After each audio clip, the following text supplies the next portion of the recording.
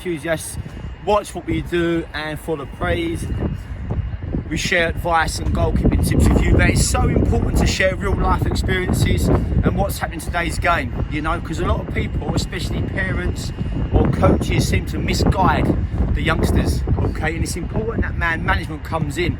Now, if you're struggling with your man management and you don't know the answers, or you're uneducated in that research or that field, then you go to someone who is educated.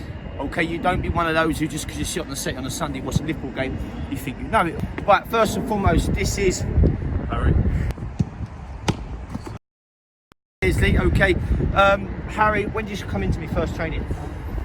10 years ago, 10 years old. Yeah, about 9-10 years old. Harry come with a little bit of talent. We worked really hard with him, and evidently we could see where this was going. Now, Harry, we made the link and put Harry into Arsenal when he signed. And how long did you spend at Arsenal?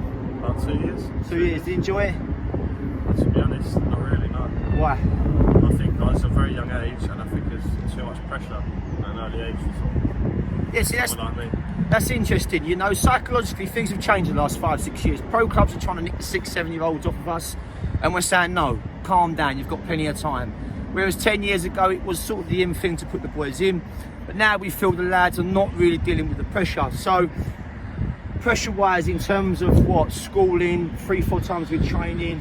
Yeah, I think it's when you're sort of that sort of age, and then there's a lot of pressure to be a keeper in a pro club. You're looking at Billy down the road who plays for Spurs or whatever, and you think, that's what I want, that's what I want. Yeah. But really, you're so young, it's just about getting those basics and getting that training and getting used to being a goalkeeper. 100%. Do you think the club could have done more to support you in dealing with those pressures? I think so, yeah. Off the field? Yeah, because I think you're such a young boy.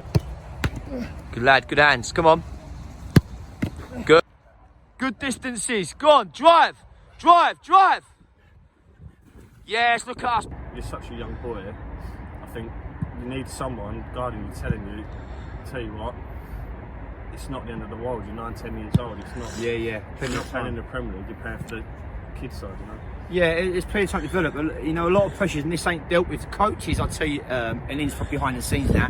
Coaches are coached on their programs they go on to not to have relationships with parents, not to talk to parents. So they keep very close knit, because otherwise they feel there's emotional attachment, which I agree with to a certain extent. But if you're confident in what you do, you can have that relationship. Now, H, after Arsenal went to Southend. Yeah. What happened there? Signed how long? 4 years. 4 years. What happened to Southend? Well, for 4 years it was good, but then I ended up being offered a scholarship, and I was playing under 16s as 17-year-old, and I decided to take a step back from football for a bit and continue my education. I was training with Dean a lot more, 2-3 times a week, and I thought it's a lot better for me personally to do football and education. Excellent. See, sorry, let that be a lesson to you, parents and coaches and kids. Focus on life, foundations. Now, Harry dropped on the subject of education. Harry, how did you get on with your GCSEs? I got 6 A's, 2 B's and a C. There you go. And what he didn't mention was Southend actually offered him scholarship and pro. Yes, Kim. Plenty of time. You're only 16. We don't have to rush into these things. With a club as low as League 2 at the time, League 1, you have to be careful. League 2 finances ain't great. A lot of them sign the scholarship, chuck it out there, get the funding, release you after 2 years because they don't want to take you on as pro. It's a whole big circle. You must talk to the people in the know. Okay, it's a big minefield. Now, what happened with Harry was when he knocked that back, he went on his education.